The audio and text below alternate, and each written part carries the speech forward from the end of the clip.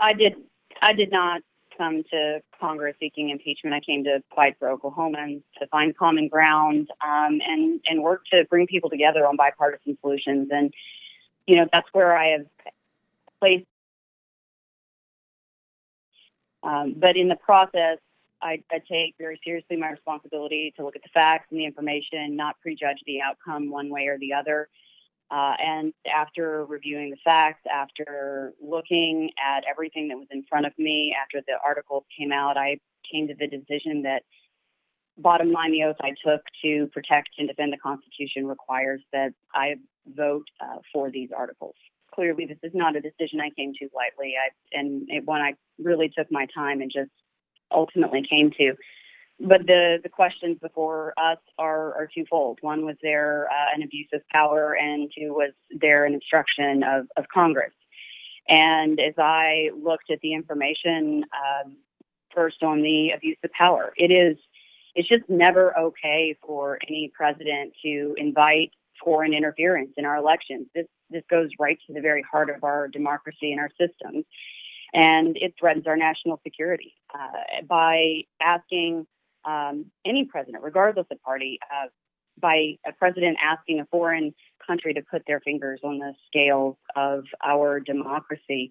That in and of itself is an abuse of power. And that's the conclusion on that article. On the other, obstruction of Congress, this administration has refused to comply with the lawful and constitutional authority of oversight of Congress. They have refused to produce evidence.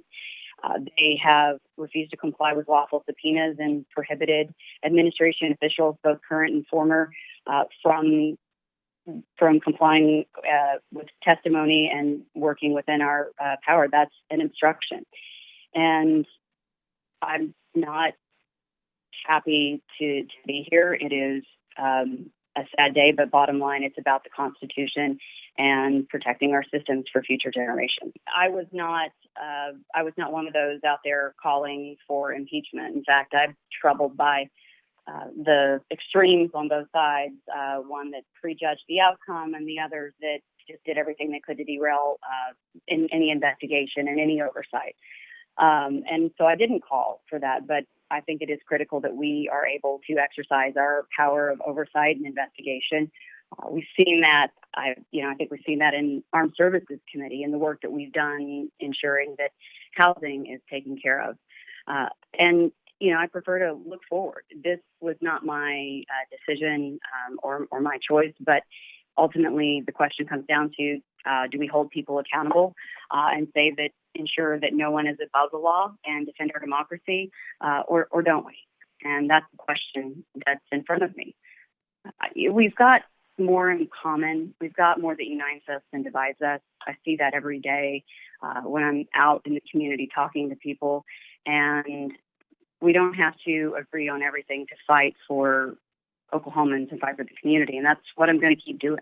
We've received calls on all sides of this, for and against. We have people calling our office and saying a lot of things on both sides. But for me, this came down to what is the right thing to do for our country, for our Constitution, and for ensuring that we have the ability to continue to govern and that our co-equal branches of government are able to continue to function and from now into the future. And so that's the bottom line. But at the same time, we've also been getting calls and questions on things like prescription drugs and pricing and the defense authorization bill and the trade agreement, USMCA. We've passed some really important stuff, and we're about to fund the government with an agreement on appropriations, which is a very different scenario than it was when I walked in the doors of this hallowed hall and took the oath of office. That first freshman class in history to come in during the middle of a shutdown that was under when one party controlled both houses of the legislature and the White House. So we're continuing to govern, and I think that's a really important thing that we have to continue to do, because our lives and the challenges that Oklahomans are facing day to day don't go away. And I'm not going to forget about that. We're going to keep working on it. This is not the result of a fair process and certainly not a bipartisan one. Sadly, the Democrats' impeachment inquiry has been flawed and partisan from day one. So I guess it should come as no surprise that Democrats' preordained outcome is also flawed and partisan. 7 weeks ago, when this committee met to consider a resolution to guide the process for the Democrats' unprecedented impeachment inquiry, I warned that they were treading on shaky ground with their unfair and closed process. Reflecting on how things have played out since then reaffirms my earlier judgment that this flawed process was crafted to ensure a partisan, preordained result. Unfortunately, this entire process was tarnished further by the speed with which my Democratic colleagues on the Judiciary and Intelligence Committees have rushed to deliver their predetermined judgment. To impeach the president for something, anything, whether there are stones left unturned or whether there is any proof at all. There's no way this can or should be viewed as legitimate. Certainly not by Republicans, whose minority rights have been trampled on every step on the way, and certainly not by the American people observing this disastrous political show scene by scene. As I've said before, unlike any impeachment proceedings in modern history, the partisan process prescribed and pursued by Democrats is truly unprecedented. And it contradicts Speaker Pelosi's own words. Back in March of this year, she said, quote, "Impeachment is so divisive to the country that unless there's something so compelling and overwhelming and bipartisan, I don't think we should go down that path because it divides the country," unquote. The key word in that quote is bipartisan. Indeed, the latest Real Clear Politics average of polls on impeachment shows the country evenly split, with 46.5% of Americans in favor of impeachment and 46.5% against. That is hardly what I would call a national consensus in favor of impeaching President Trump. When half of Americans are telling you that what you're doing is wrong, you should listen.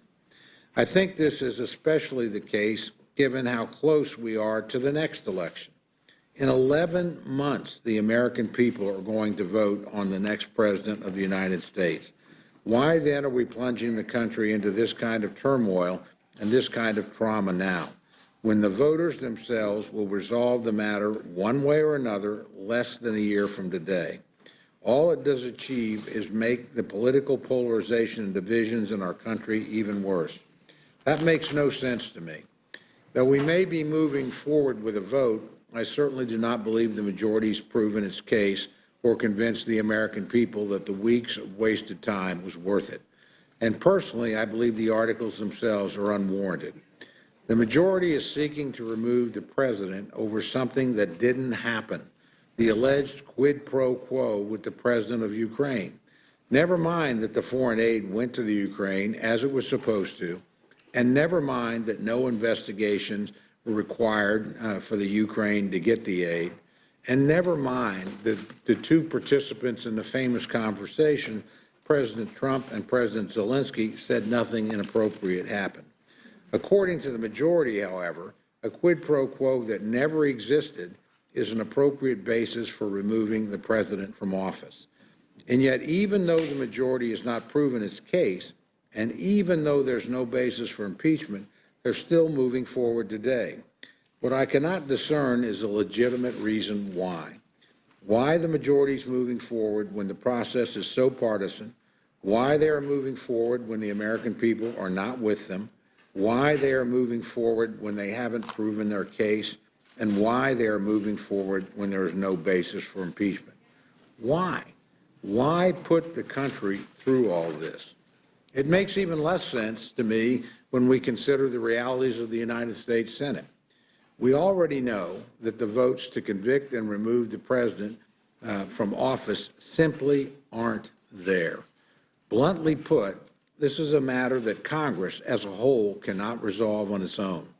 Yet the majority is plunging forward, regardless of the needless drama or the damage to the institution and to the country, knowing full well that at the end of the day, the president will remain in office. And for what? Scoring political points with their party's base? Again, Mr. Chairman, this does not make any sense to me. We didn't need to go this route. We didn't need to push forward on a partisan impeachment process that had only one possible result.